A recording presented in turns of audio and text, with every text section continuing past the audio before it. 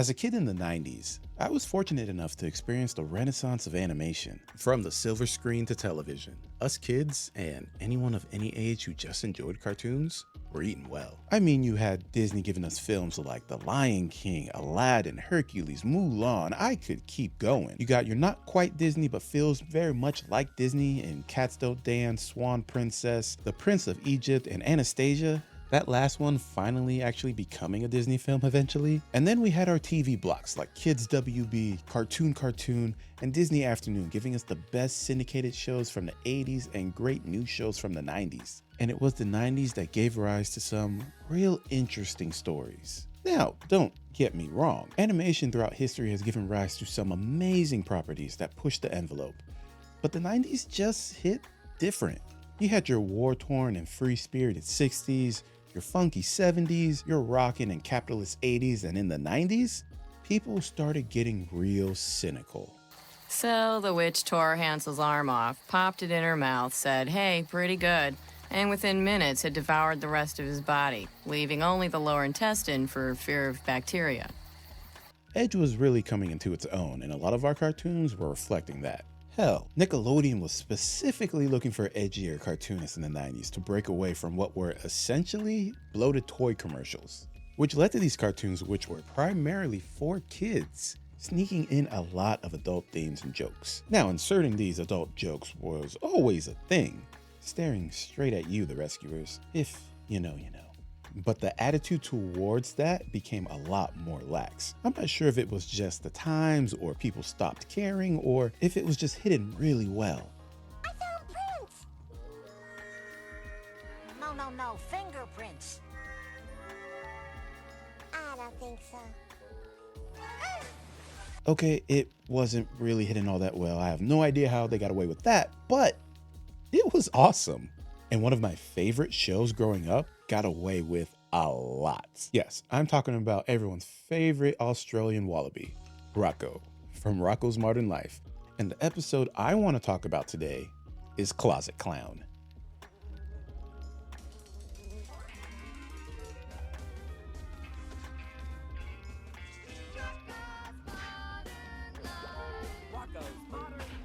In 1992, a young man by the name of Joe Murray, an independent animator and filmmaker, was trying to find funding to finish his third independent movie, My Dog Zero. Nickelodeon, who was just in the beginning phases of starting their Nicktoons campaign, were interested but wanted to turn it into a television series. Feeling that Zero wouldn't be right as a series, Joe Murray searched through his sketchbook and found ideas that could work. He then stumbled upon a character he created that he felt could fit the mold. A character he first premiered in a comic strip about a wallaby and his dog living a somewhat modern life. The name of that comic, of course, is Zack and Travis. You can definitely see the beginnings of the show we would come to love. Nickelodeon greenlit the project, and on September 18th, 1993, Rocko's Modern Life became Nickelodeon's first in-house Nicktoon.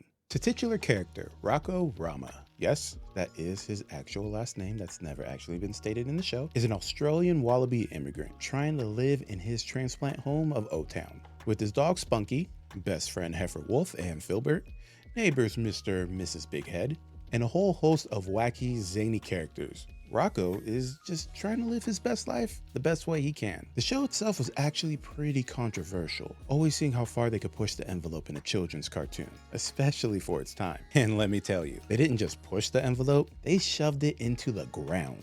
So it's not surprising that a few of these episodes got banned from Nick's reruns, though were eventually added back as time went on. But it's also why the show worked so well. It wasn't just full of these crass jokes, they were sprinkled in across 4 seasons. The show was smartly written, well acted, and had so much heart to it. So when these jokes slid their way in, they would often slide right past the kid viewers. And they were hilarious.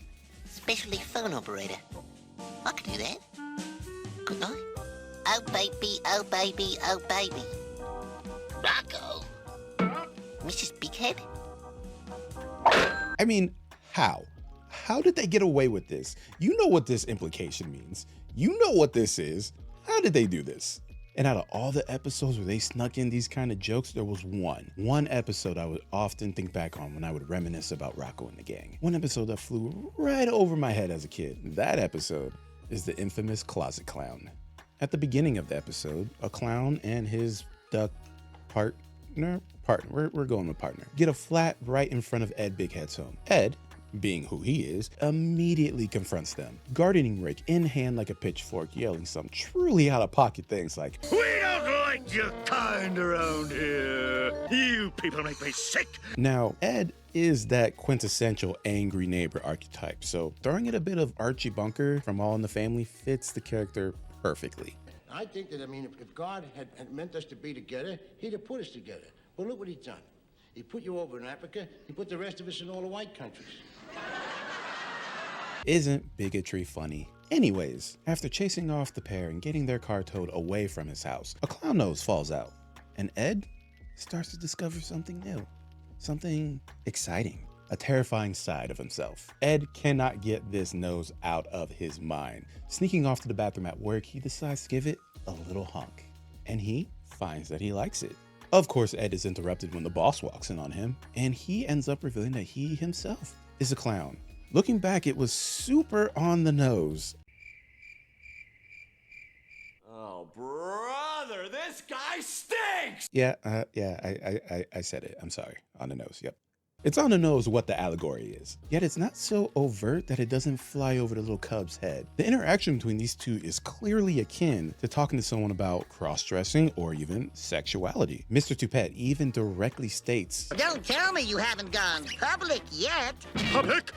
You must be joking. and Ed can't even fathom that. The idea of letting others know this strange new feelings he is just now discovering. Toupette pushes Ed into his first clown gig, and the cranky, obstinate curmudgeon of a human frog person actually takes a shine to making people happy, donning the new name Ed the Clown. While Ed seems to be thriving as a clown, he's still ashamed of that side of him. Hiding his activities from Bev, it almost seems like he's having an affair, and she becomes inconsolable. Not realizing who his next gig is for, Ed walks into the whole gang throwing a party for Filbert's children and accidentally gets outed as a clown. Ed is expecting to be shamed, to be hated, to have the feelings that he felt at the beginning of the episode thrown right back at him. But Bev just hugs him. She doesn't care what he is as long as he still loved her. And in return, Ed gets the acceptance he feared he'd never have. Even his friends, yeah, close enough. Even his friends, the people he actively doesn't even like, are all supportive of this new side of Ed and accept him for who he is. Big love, happy ending, roll credits. No, hold on. Not quite. Ed gets comfort and acceptance from the whole gang, noting how everyone has secrets and they decide to share some of theirs. From pretending to be a pixie to wearing European style underwear to having a baboon heart under one of their pillows. What's that? Nothing, dear. Wholesome stuff, right? And then it's Rocko's turn, who proclaims to the group, I've always liked rainbows. Everyone raises their rakes and chases Rocko angry mob style, seemingly out of town. An episode, the end. Now, as a sweet, ignorant little baby cub, I had no idea what that meant. I remember literally turning to Mama Gar Bear and asking, why is everyone mad at Rocko for liking rainbows? Rainbows are cool, they're full of colors. I like rainbows, who doesn't like a good rainbow? What does this mean?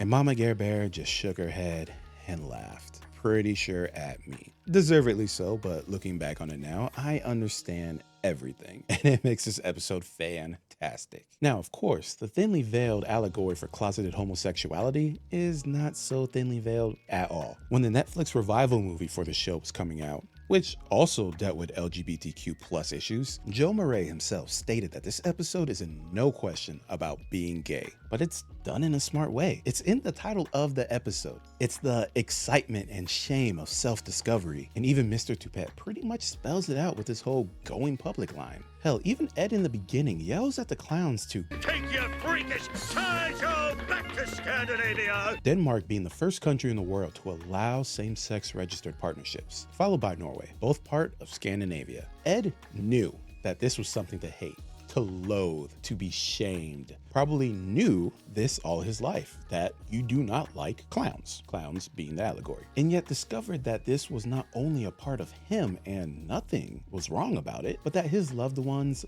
loved him for being him. And it's not like we can just sit here and pretend that they could have done all of this out in the open. This was still the early 90s. We weren't that progressive yet, and many people had to deal with being in the closet. The joke at the end of the episode was how many justifiably felt the reaction would be for them. Even to this day, many still sadly have to deal with that reality. So to be able to write this in a show for kids, allegory or not, was pretty amazing for the time. And it helped that there were openly gay staff writers on the show to push out an episode like this in the way that they did.